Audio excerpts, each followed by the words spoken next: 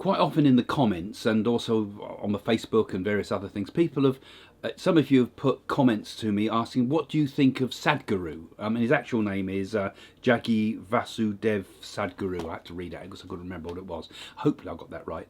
And you know, you've seen the guy on YouTube. He's really quite prominent. Really interesting. He wears the turban and he has the beard. Looks the real classic guru type of character. And people ask me, what do I think about him?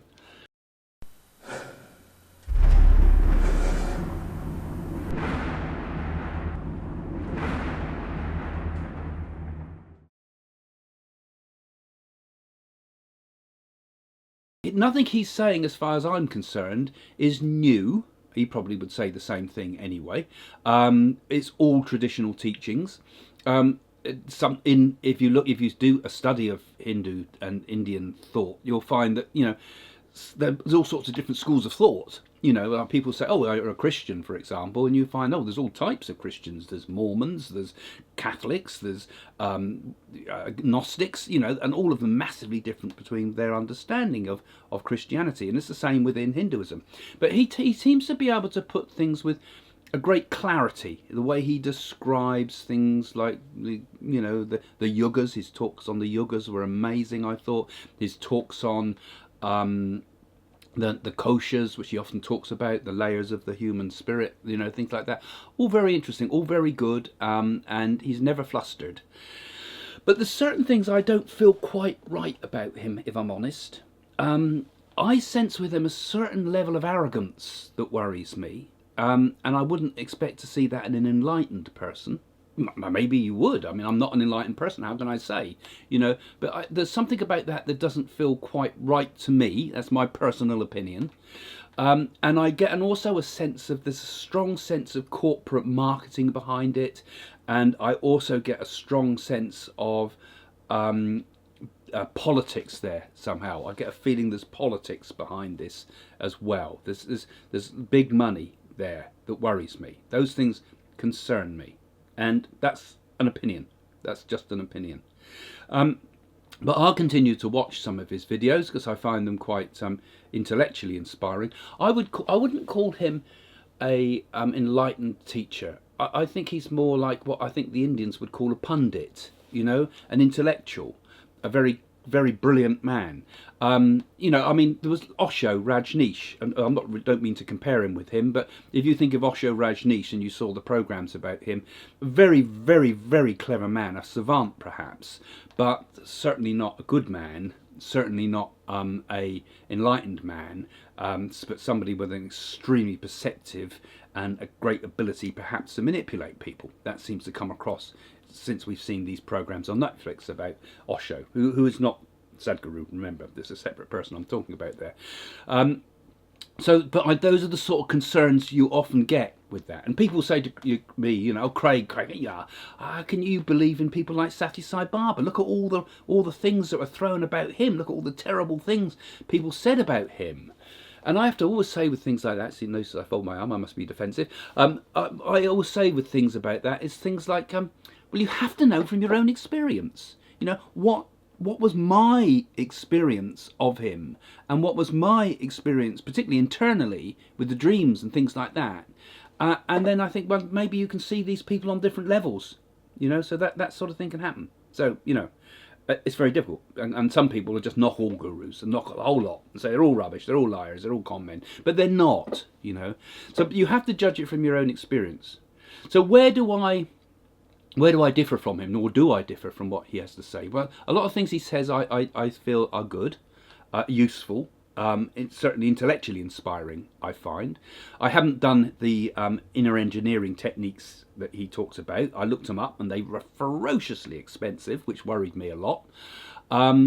And even go to see him, it's enormously expensive, which again worries me. But then it depends how it's being spent, you know, like Sathya Sai Baba, you're saying, well, it was spent on hospitals and things like that. So it depends how it goes. And you know, I'm just giving an opinion. You know, I don't know anything about the movement or what people think about it who might be against it or for it. You know, I just feel that worried me a little bit. You know, and from what I can see from those inner engineering techniques, they're very little different to what you would learn if you followed the Self-Realization Fellowship of Yogananda, who was, again, a person that I have great inspiration from, even though their movement kind of split in two. You had Donald Waters, who was a wonderful man with wonderful teachings. Then you had all the traditional Yogananda organisation, and here again, you look at that and you think, oh God, where's the truth here? Donald Waters saying one thing, the organisation saying another. Who's on the truthful path? And it's always the same with organisations of people. It's very hard to get to the bottom of things. But there was a few things that I didn't feel comfortable with Sadhguru. Here's a few clips, and just see what you think about this. This is a few clips of things he said. Sorry, can I just ask then, in terms of Reiki, which is about working with people's energy, if you are a Reiki practitioner, how do you protect yourself then from taking on karmic? By not doing it.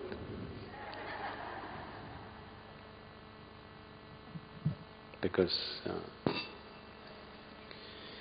these are all things that have come out of dropouts from Buddhist ministries. So, any kind of meddling with other people's energies is very juvenile. It's coming out of a certain immaturity and a certain egoistic state of wanting to play God.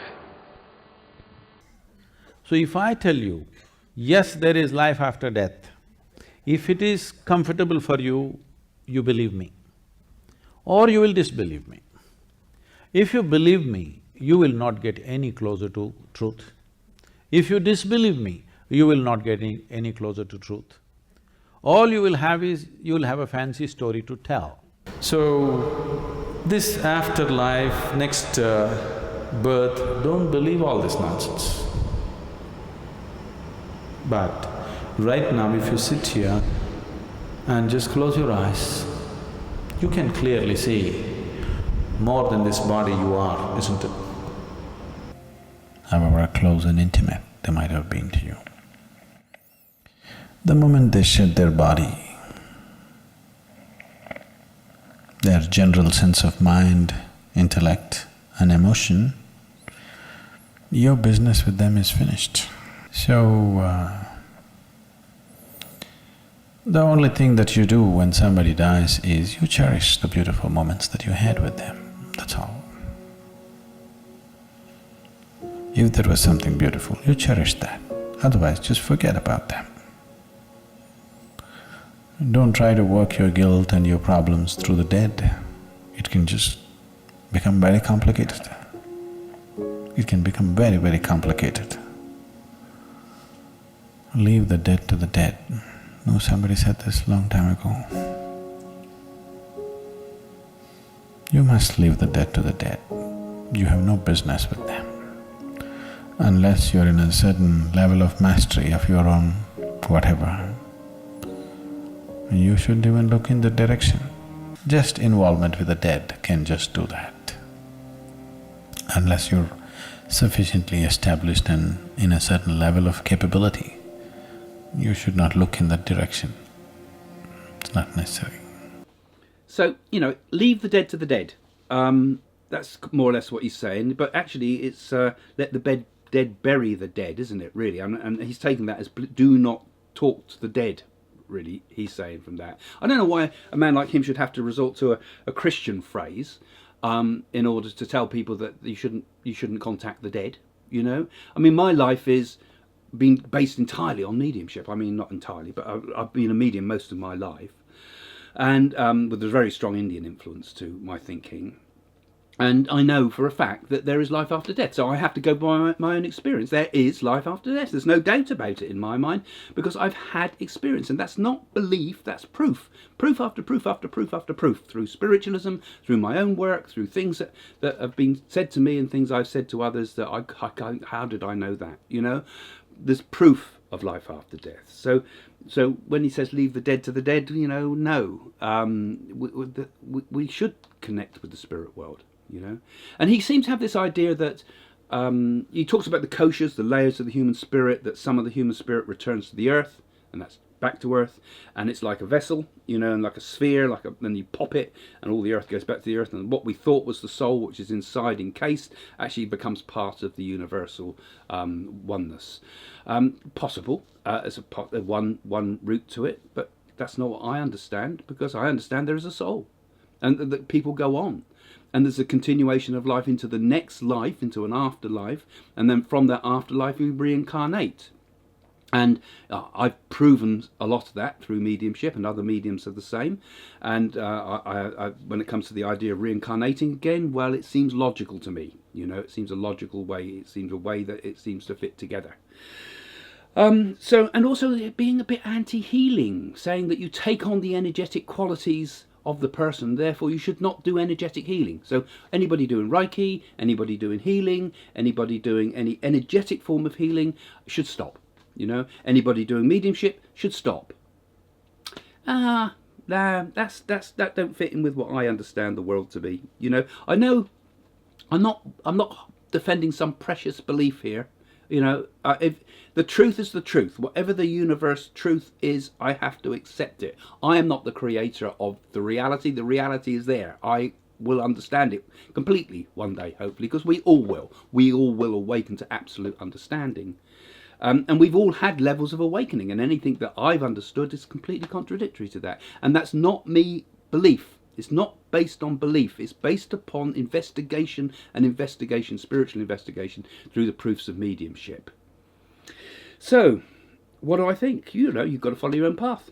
You know, he has his ways, but I seem to feel, you know, if I'm asked what I think, well, I think it seems to be for me, he's coming from the intellect, a very clever intellect, a savant perhaps, a very brilliant mind, but I don't think he's an enlightened soul. That's all I can say, you know, and I can't judge, but you've asked me in the comments, and that's my opinion.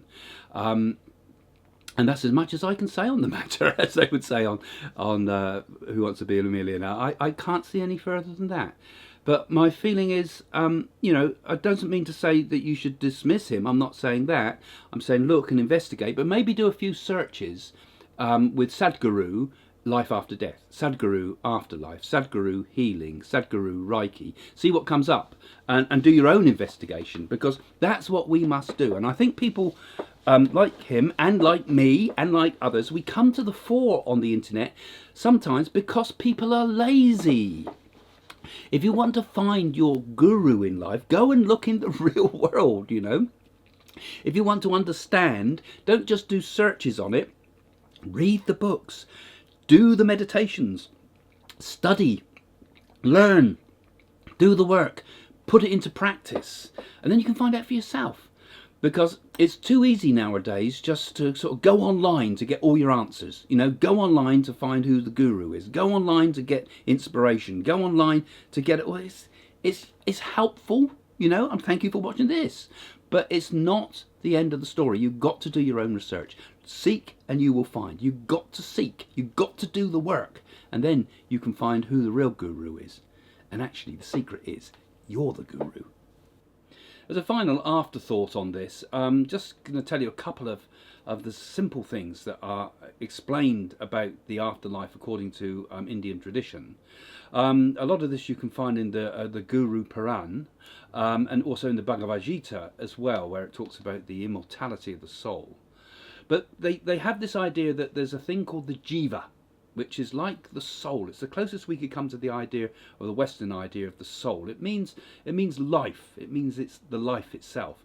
But this is what continues after death.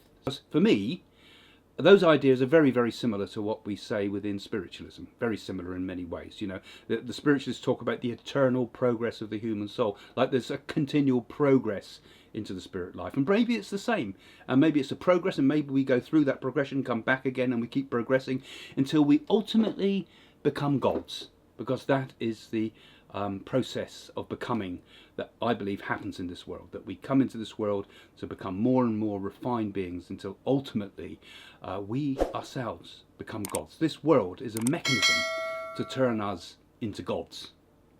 Okay, that's my thoughts. Do put your comments. Don't forget, put your comments. Okay, thank you. See you soon. Bye for now.